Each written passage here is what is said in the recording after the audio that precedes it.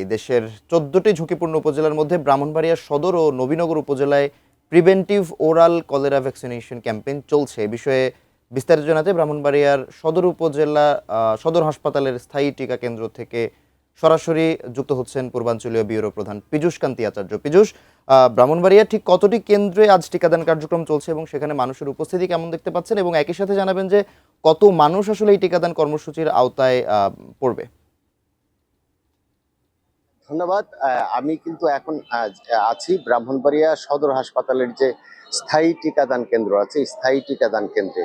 এই কেন্দ্রে আমরা একটি লক্ষ্য করেছি, আসলে আজকে সকাল ৯টা থেকে শুরু হয়েছে এখানে টিকাদান, কিন্তু মানুষের কিন্তু এখানে যে আসার যে বিষয়টা কিন্তু কম আসছে। আমরা এই পর্যন্ত দেখেছি যে আমি তাদের সাথে কথা বলেছি, ডাক্তারদের সাথে কথা বলেছি, তারা যেমনটি বলছেন হাসপাতালের থেকেই কিন্তু তারা এখানে আসেন। এবং আমি আরেকটি তথ্য দিয়ে রাখি যে ব্রাহ্মণবাড়িয়া সদর উপজেলা পৌরসভা ব্যতীত যে কিন্তু এখানে প্রায় ৪ লাখ মানুষকে টার্গেট করা হয়েছে যাদের কলেরা টিকা দেওয়া হবে, এবং নবীনগর উপজেলার ২১টি ইউনিয়নে প্রায় ৬ লাখ প্লাস টিকা দেওয়া হবে।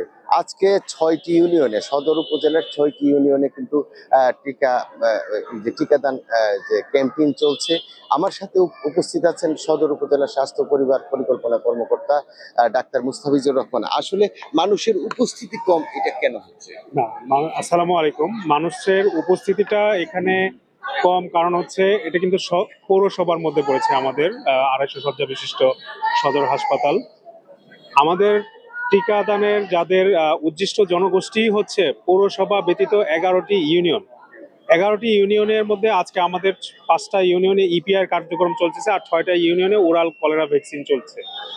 ইউনিয়ন পর্যায়ের মানুষ কিন্তু সবাই যে সদর হাসপাতালে আসবে তা কিন্তু না। যারা অসুস্থ হয় তারাই আসে, সাথে সুস্থ কোনো ব্যক্তি থাকতে পারে, তারাই শুধু এখানে নিতে পারবে। পৌরসভার লোকজন কিন্তু নিতে পারবে না, বা অন্য কোনো উপজেলারও এখানে নিতে পারবে না, শুধুমাত্র সদর উপজেলার ১১টি ইউনিয়ন।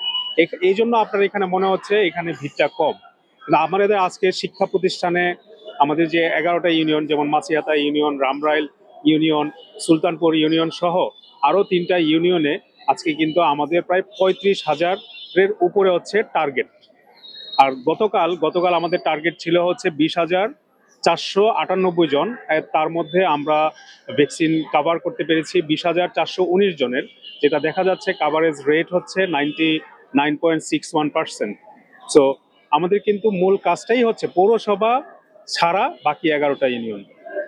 ওই ১১টা ইউনিয়নের যারা এখানে আসতেছেন তারা শুধু নিতে পারবেন, অন্যরা কিন্তু আমরা পাচ্ছেন না। এই জন্য আপনার কাছে এখানে উপস্থিতিটা কম মনে হচ্ছে। আর আমাদের পৌরসভায় স্থায়ী কেন্দ্র রাখতে হবে, কারণ মানুষ বিভিন্ন কাজের জন্য এখানে আসতেছে।